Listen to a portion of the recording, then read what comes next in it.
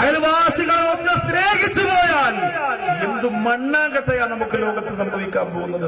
ഒന്ന് സ്നേഹിച്ചു പോയാൽ, അയൽവാസികളോടൊന്ന് ഇഷ്ടം വെച്ചു പോയാൽ, അവരുടെ കാര്യങ്ങളൊന്ന് ഇടപെട്ടു പോയാൽ, ഒരു അനാഥ കുട്ടിയെ സഹായിച്ചു പോയാൽ, ഒരു പാവപ്പെട്ടവരെ സംരക്ഷിച്ചു പോയാൽ എന്ത് നഷ്ടമാണ് നമുക്ക് ലഭിക്കാൻ പോകുന്നത്. അള്ളാഹു പെട്ടെന്നുള്ള ദുരന്തങ്ങളെ കൊണ്ട് നമ്മെ കാത്തിരക്ഷിക്കുമാറാകട്ടെ. അയൽവാസികളോടുള്ള ബാധ്യതയെക്കുറിച്ച് അള്ളാഹുവിന്റെ റസൂൽ പറഞ്ഞ പ്രധാനപ്പെട്ട ഒന്നാമത്തെ കാര്യം എന്താ? കടം ചോദിച്ചാൽ കൊടുക്കാൻ പറ്റുമെങ്കിൽ കൊടുക്കുക. ഞങ്ങളൊന്നും വാഹനത്തിൽ യാത്ര ചെയ്യുന്നവരാണ്, നടറോഡിൽ കിടന്ന് ചതഞ്ഞരഞ്ഞ് മരിക്കുന്ന അവസ്ഥ വരുത്തല്ല അല്ലാ. ഈ വന്നിരിക്കുന്ന സഹോദരിമാരുടെ ഭർത്താക്കന്മാരധികവും വിദേശ രാജ്യത്ത് കഷ്ടപ്പെടുന്നവരാണ് തമ്പുരാന്.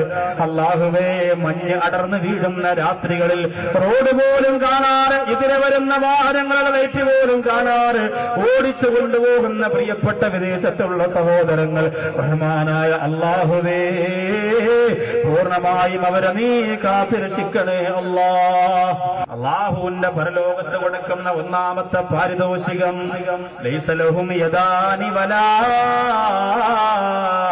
റിജ്ലാ, രണ്ട് കൈയില്ല, രണ്ട് കാലില്ല. അല്ലാഹുവിന്റെ റസൂൽ പറഞ്ഞ അയൽവാസികളെ ധിക്കരിക്കുന്നവരാണവര്. ഒരൊറ്റ കാര്യം കൂടി, ഒരൊറ്റ ഉപമ കൂടി പറഞ്ഞിട്ട് രണ്ടാമത്തെ വിഭാഗത്തിലേക്ക് വരാ. അയൽവാസികളുടെ ബാധ്യതയെ കുറിച്ച് ഒന്നല്ലാഹുവിന്റെ റസൂൽ പറഞ്ഞത്, കടം ചോദിച്ചാൽ നിനക്ക് കൊടുക്കാൻ കഴിയുമെങ്കിൽ ചെയ്തു കൊടുക്കുക. രണ്ടല്ലാഹുവിന്റെ റസൂൽ പറഞ്ഞു കൊടുക്കുകയാ, ഫൈനിസ്തറൈത ബാക്കിഹാ, വല്ലപ്പഴം എന്ന വാലുകളിഞ്ഞ് നീ വീട്ടിലേക്ക് പോകുമ്പോ, പട്ടാമ്പിയിൽ നിന്ന് കടയടച്ചിട്ട് നീ വീട്ടിലേക്ക് പോകുമ്പോ, ചെറുപ്പുളശ്ശേരിയിൽ നിന്ന് ഓഫീസ് അടച്ചിട്ട് നിന്റെ വീട്ടിലേക്ക് നീ പോകുമ്പോ, അല്ലാഹുവിന്റെ റസൂൽ പറയുന്നു, നീ വീട്ടിലേക്ക് കൊടുക്കാൻ വേണ്ടി വൈനിസ്തറൈത ബാക്കിഹാ, നീ ഫ്രൂട്ട്സ് വാങ്ങിച്ചു. ഏറ്റവും വിലപിടിപ്പുള്ളത് ഫ്രൂട്ട്സുകളാണ്. അങ്ങനെ നിന്റെ മക്കൾക്ക് കൊടുക്കാൻ വീട്ടിൽ കൊണ്ടുപോകാൻ നീ 1 കിലോ അല്ലെങ്കിൽ 2 കിലോ അല്ലെങ്കിൽ 5 കിലോ ഫ്രൂട്ട്സ് നീ വാങ്ങി. അത് വാങ്ങി നിന്റെ വീട്ടിലേക്ക് പോകുന്ന വഴി അൽഹംദുലില്ലാ മക്കൾക്ക് ഇങ്ങനെ കൊടുക്കണം. 4 മക്കളാണ്.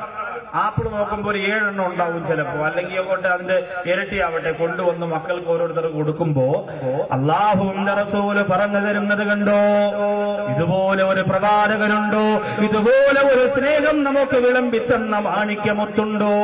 അല്ലാഹുവേ, ആ റബീഉൽ അവ്വലിന്റെ പൊൻപുലരിയുടെ ബറക്കത്ത് കൊണ്ട് ആ ഹബീബിന്റെ മനസ്സിൽ നിന്ന് ഇറ്റുവീണ സ്നേഹത്തിന്റെ ഒരു തുള്ളി ഈ സരസിൽ വന്നിരിക്കുന്ന ഞങ്ങളുടെ ഹൃദയത്തിലേക്ക് തെളിച്ചു തരണേ അല്ലാ. അല്ലാഹുവിന്റെ റസൂൽ പറയുകയാ, ഫഹ്ദിറഹു, നിന്റെ അയൽവാസികൾക്ക് അതിൽ നിന്ന് നീ ഹദിയ കൊടുക്കുക. നീ വാങ്ങിക്കൊണ്ടുവന്ന ഫ്രൂട്ട്സിൽ നിന്നും നിന്റെ അയൽവാസികൾക്ക് കൂടി നീ കൊടുക്കുക. അപ്പൊ നിങ്ങൾ പറയും, ഉസ്താദേ, നമ്മൾ നിങ്ങളെപ്പോലെ എന്നും ആപ്പിൾ ഓറഞ്ചൊന്നും വാങ്ങാൻ കഴിവുള്ളവരല്ല. നമ്മൾ വല്ലപ്പോഴും ചിലപ്പോൾ ആഴ്ച ഒരു ദിവസം വാങ്ങും. അത് 1 കിലോ വാങ്ങുള്ളൂ. 4 മക്കളുണ്ട്, 5 ആപ്പിൾ കിട്ടും.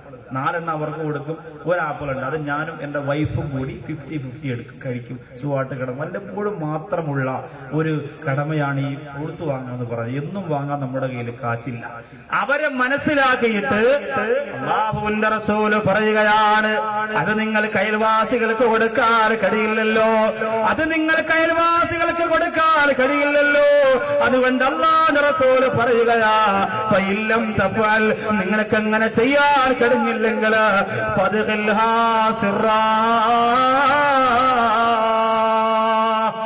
അങ്ങനെ കൊടുക്കാൻ കഴിഞ്ഞില്ലെങ്കിൽ രഹസ്യമായി മക്കളോട് പറയണം, മക്കളെ കഴിച്ചിട്ടേ പുറത്തിറങ്ങാവൂന്ന് പറയാം. അതും കൊണ്ട് മക്കളെ പുറത്തിറങ്ങാൻ പറയരുത്. നമ്മുടെ മക്കൾക്ക് അങ്ങനെ ഒരു സ്വഭാവമുണ്ട്.